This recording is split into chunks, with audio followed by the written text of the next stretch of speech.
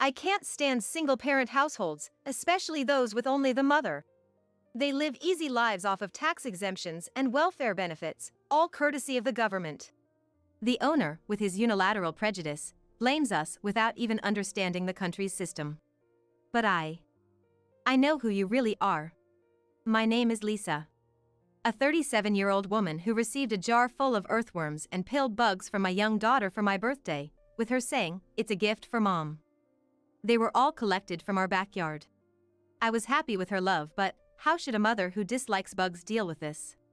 Just like me, you like bugs in your childhood, but in the future, I bet you'll faint at the sight of these. Of course, I couldn't voice these thoughts. Parenting is a daily struggle. Such words hit home. It's deeply moving to think that my mother might have felt the same way raising me. I don't have a father. I was told he started a new family elsewhere right after I was born. Thanks to him, I don't even remember what my father looks like. Well, I don't really want to remember such a deadbeat father anyway. Despite our financial struggles, my mother, with the help of my grandparents, managed to raise me and even ensured I got to go to college. During my childhood, my mother was often busy and wasn't able to spend a lot of time with me. But I remember how she always stroked my head while I was sleeping. No matter how much gratitude I express to my mother, it's never enough. So, when I received my bonus in the third year of employment, I decided to treat my mom to a fancy French restaurant meal for her birthday. Didn't I do it with my first paycheck, you might ask? Well, to my embarrassment, I was working in a low-paying job and was barely managing to pay my rent for my apartment room. There was no bonus in the first year, and in the second year, I was overwhelmed with training new employees and had barely any time. In the third year, I finally had enough breathing room to spend time with my mother, and I was excited to celebrate her birthday. And so, came my mother's birthday. "I think we should dress up for the occasion," I said to my mother, giving her a fashionable dress, and we headed out for the meal, both of us dressed alike. The restaurant interior was very classic and modern, and my mother said, "Wow, this place is gorgeous," a bit excited. A young waiter across the counter greeted us with a welcoming smile, saying, "Welcome. What can I get you?" His overly energetic response slightly intimidated my mother and me. It felt like we were in a diner. I thought a fancy French restaurant would have a more relaxed atmosphere. We have a reservation under Thompson, for 2 people. I believe we had ordered course meals. All right. Let me check the reservations. Just a moment. With that, the waiter began to check the reservation list where he was making notes. My mother and I exchanged a look. Without saying a word, we both felt a slight unease. Is this place really all right? All right, Thompson. You ordered the special course. We have reserved a private room for you. Please, take your seats. Okay. We couldn't help but feel anxious from the waiter's words, but we headed towards the private room. The place was a spacious room with city view, which promised a leisurely time without the need to worry about the passing hours. I had a feeling it was indeed a high-end restaurant, judging by the decor. Well, we came all this way, and even if the waiter's manners aren't quite up to par, the meal must be delicious. I decided not to worry too much and enjoy myself. Or so I thought. What? My mother let out a small cry as she just took a seat, which made me instinctively yell, "What happened?"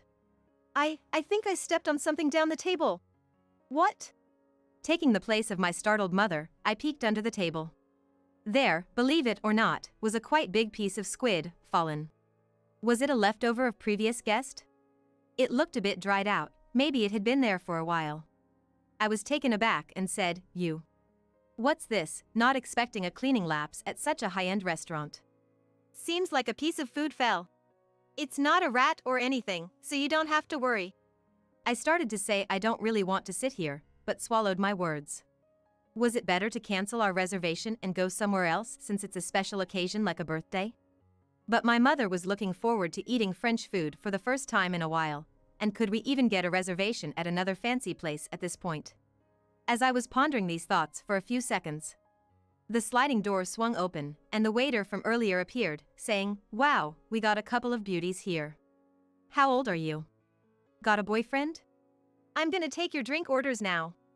The waiter, all smiles, seemed completely unaware of his inappropriate behavior, prompting our drink orders, and I was left contemplating whether to leave. This was the only chance to flee. Excuse me, but there's a piece of food under the table. I decided to bring up the restaurant's failure first since there could be a cancellation fee if we canceled on the day. Even high-end restaurants are run by humans and mistakes are bound to happen. So I brought up the cleaning issue, rather a slightly apologetic one. Assuming they wouldn't charge a cancellation fee once they realized their own fault. Or so I thought. Oh, our dad, well, the owner. It's only the owner and me working here, so these things happen occasionally. But rest assured, our taste is first-rate. The response was a surprising brush-off. And this man, he wasn't just a waiter, he was the owner's son. What kind of upbringing did he have? He didn't speak politely or show any consideration. Well, I don't think it's about whether you're running this place just two of you or not. Anyway, what's your relationship? Huh? We're mother and daughter. Oh, your father's not with you? We're a single-parent family, but I don't think that's relevant right now. Before I could finish my complaint, he interrupted me. Huh? A single-parent family? Yes. He let out a sigh and held his head. Just wait a moment. Dad. Leaving the sliding door open, he went off to the back where the owner was presumably preparing meals. After a short while, the owner and the son came back to us. This woman, tempting men and even having a child irresponsibly. The owner pointed at my mother with his chin and said this as soon as he started speaking. The unexpected words left me and my mother bewildered, not knowing what he was talking about. I really can't stand single-parent families, you know. Women playing around with men, getting married on a whim, popping out a kid, and then divorcing at the drop of a hat. And on top of all that, they soak up all sorts of support from the government as the vulnerable. It's just unbelievable. Disgusting parent and child. Sorry about that. My dad here, he hates single-parent families the most. He apologized for his father's words, but his face was full of smirks, showing no signs of sincere apology. Wait, why do we have to listen to your baseless accusations? What do you know about my mom? She didn't become a single mother or give birth to me out of some frivolous circumstances. In my frustration, I raised my voice. My mother gently tugged at my arm. Come on, let's go home. Looking back now, I should have taken her advice and left the store without a word. But I was so upset by the harsh words directed at my mother, I blurted out to the owner, apologize. The fact that we might lose our deposit seemed insignificant given my fury. I was livid, perhaps even rash. Shut your trap. This isn't your place to make a scene. He roared, and with all things, he was not targeting me but grasped my mother's collar tightly, attempting to drag her out of the restaurant. In response to my mother's scream, I yelled, "Stop it," and tried to block his path, but was brushed aside. My mother stumbled, the high heels she was excited to wear for the first time in a while slipped off, and the tips of her stockings tore. In her desperate struggle, her neatly arranged hair came undone. Let go of my mother. My mother too struggled fiercely, her hand accidentally hit his glasses, knocking them off. Startled, the owner released my mother and yelled, "Damn, that was close. What would you have done if you'd hit me in the eye?" My mother was completely terrified, clutching onto me with trembling hands. Seeing her state, her son scoffed, "You're a mess," and took out his phone to snap a picture. Truly an incorrigible father and son. I just hate single parents. Especially single mothers who claim that they are socially vulnerable and need support. That's the worst.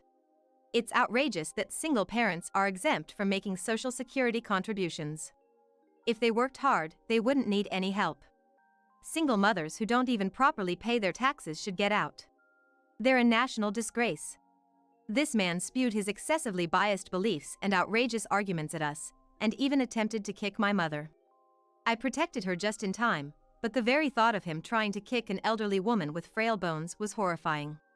By the way, my mother never used any of those Social Security contribution exemption benefits that he so despised, available to single-parent households. Back then, she wasn't knowledgeable about administrative matters, barely aware of such things. She never intended to rely on such systems and had just worked relentlessly. It wasn't the first time we've heard sarcastic remarks like single-parent households get a lot of exemptions, right, from those who misunderstand the situation, but this was the first time we faced such harsh abuse. In addition to financial struggles, there's plenty of discrimination and public scrutiny for being a single parent. Unfortunately, there aren't many people who understand that. We were frequently looked at with prejudice and disdain since my childhood, and I thought I had become used to it, but it was truly frustrating to encounter such a situation, especially on a day when I wanted to make my mother happy. Why should we have to listen to such words from people like these? I stared at the face of this man, whose glasses I had knocked off, and suddenly remembered the incident that day. "You're the one who needs to get out." Huh? The man and his son were taken aback by my sudden counterattack. "Why do I have to leave?" the man asked. His son then grinned and said, "Dad, you didn't do anything wrong, did you?" His son was really nonchalant. It seemed like he thought I was bluffing. "Just you wait." I didn't answer his question, but instead took out my phone. "Hello, is this the police? I'm the one who gave a witness statement about a theft the other day." "Yes, that's right. I'm calling because the suspect is at Bon Appetit on 2nd Street. The police said they would immediately head to the scene, and I ended the call. Theft, the owner of the restaurant paled and yelled, "Don't make up stories." "It's not a made-up story.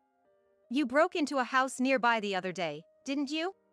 I thought I recognized your face, and when I thought about it, you must be the burglar from that time."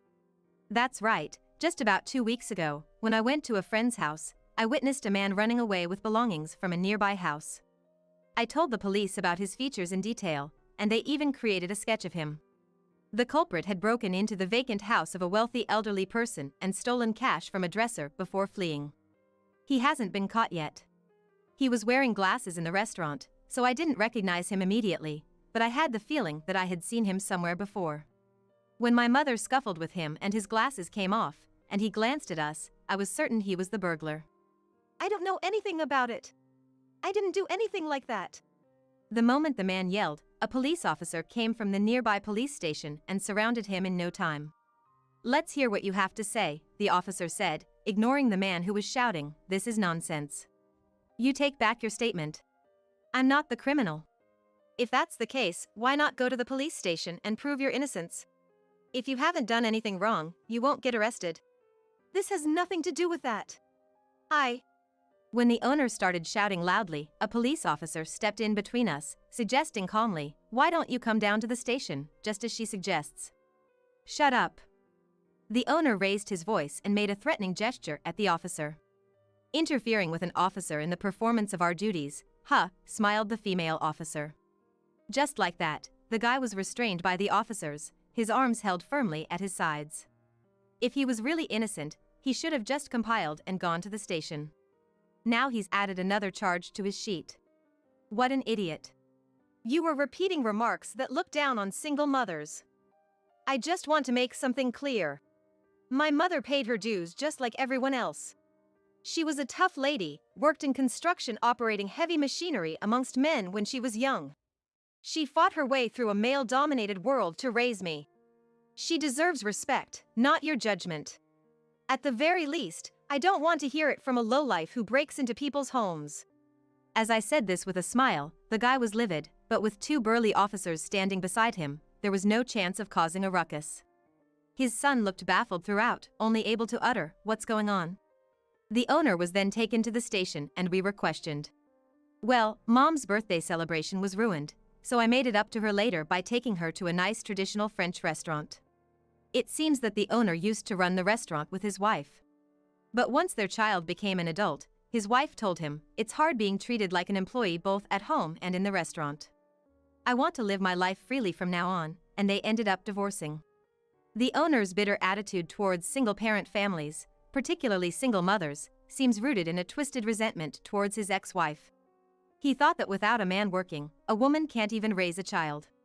She's been leeching off me and then has the nerve to leave. From what I heard, his wife used to manage the restaurant while carrying their child on her back, and he was the type who'd yell, "Quiet down. Shut that kid up," when their child cried. Probably, she managed to balance both work and parenting on her own, while he didn't help at all. The owner was bossy and arrogant, believed that he did everything and that they were able to live thanks to him. Hearing all this, I thought to myself, no wonder she wanted a divorce. After the divorce, for some reason, the restaurant started losing customers gradually. Perhaps it was due to lack of cleaning or subpar customer service. I remember that when we visited, there were no other customers. To maintain its reputation as a luxury French restaurant, he couldn't just drop the prices, and attracting new customers also didn't work out. The business was steadily going downhill.